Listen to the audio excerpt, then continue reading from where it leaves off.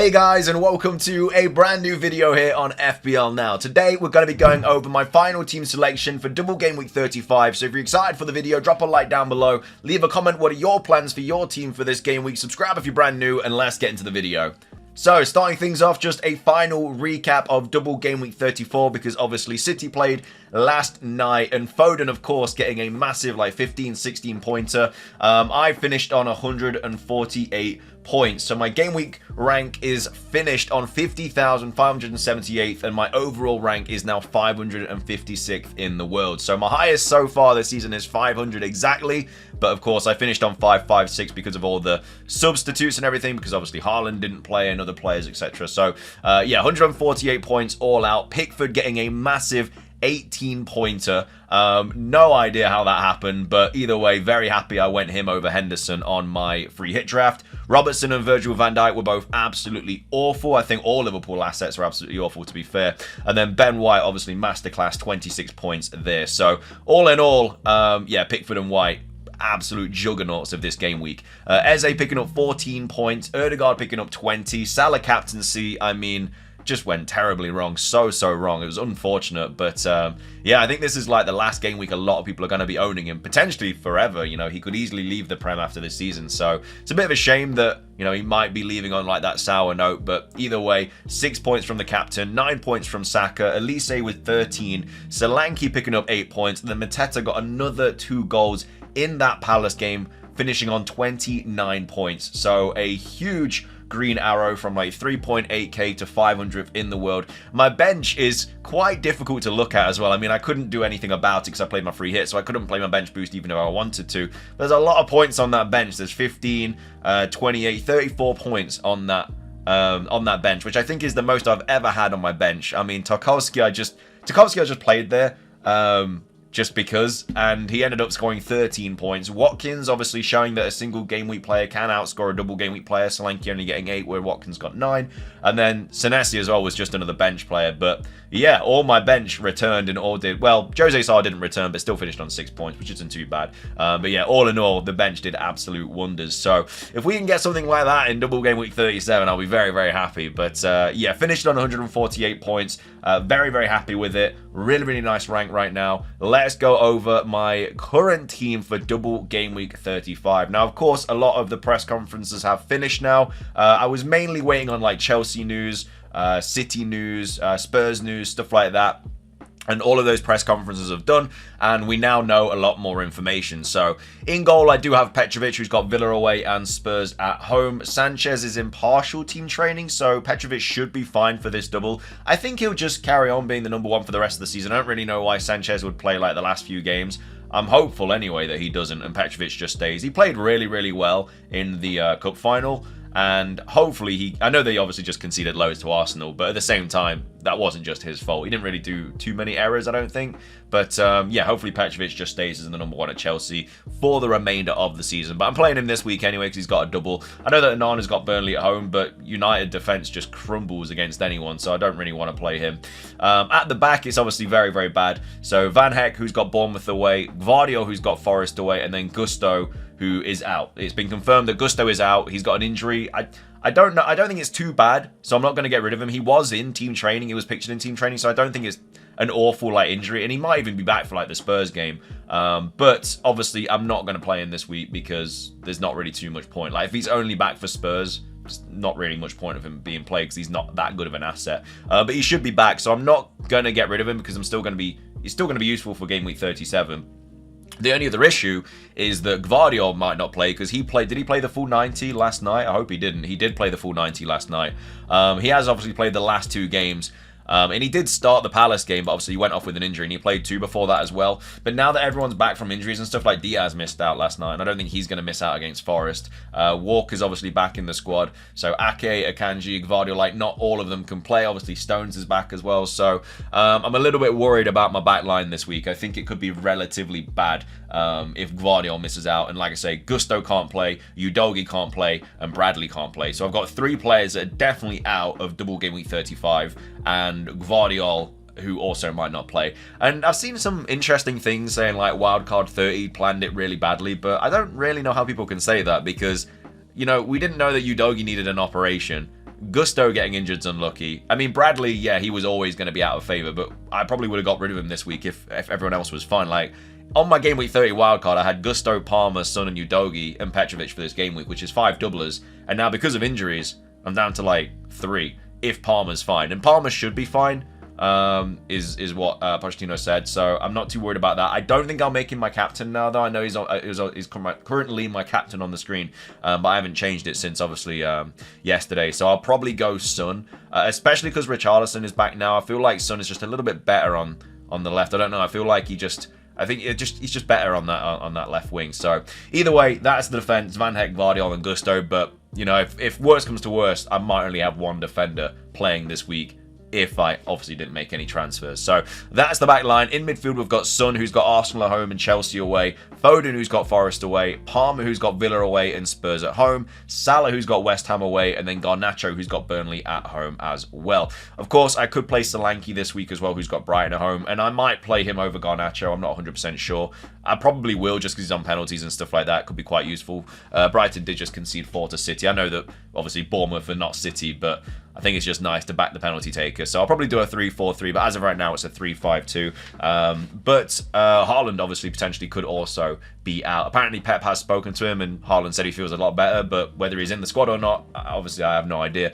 So, you know, if he's not in the squad, I'll still have Solanke or Garnacho come off the bench, depending on who I play. But yeah, all in all, the midfield definitely could look a lot better. Obviously, wildcarders this week will probably have this midfield barring Salah and Garnacho, and instead we'll probably have like Anthony Gordon and Fernandes, which I think is probably the best midfield to have going in towards the end of the season, having Son, Foden, Palmer, or De Bruyne, I guess, but I kind of opt for Foden more. And then, like I say, Bruno Fernandes and Anthony Gordon.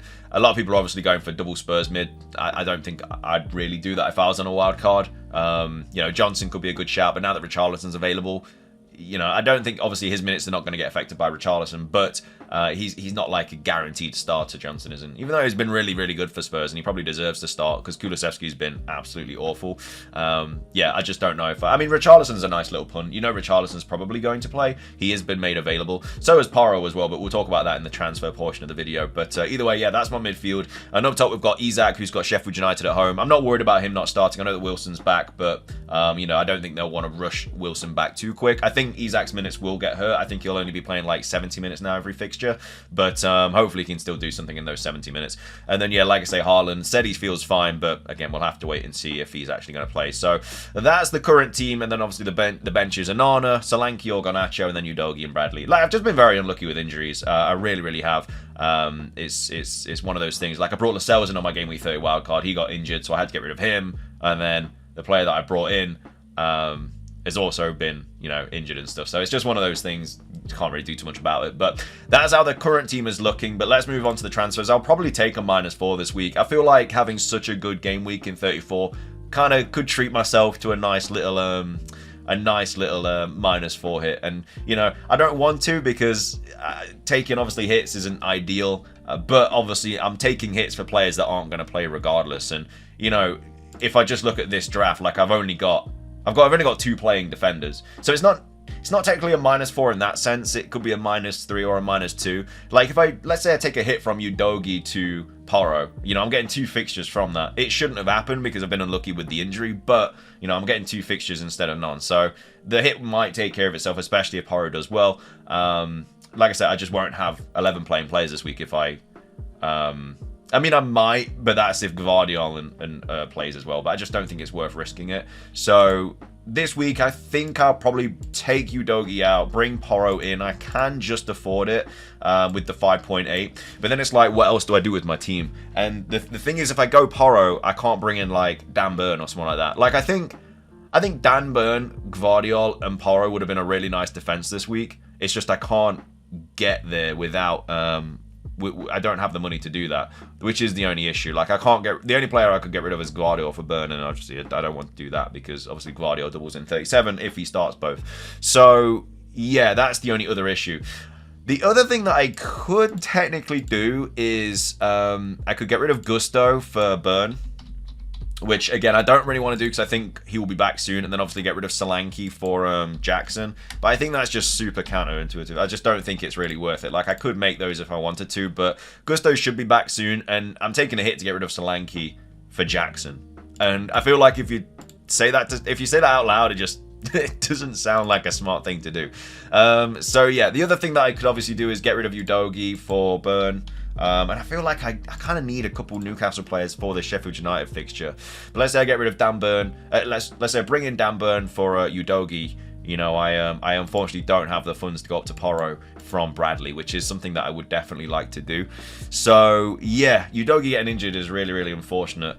It's just I don't really know what to do now, because I mean, I've got 5.5 mil in the bank. Like, it doesn't really matter about money, because I'm gonna eventually get rid of Salah after this West Ham game. I think for Spurs, I'll just get rid of him and bring in probably Gordon or someone like that who's got Burnley away, or probably Bruno Fernandes actually, because he's got Palace away.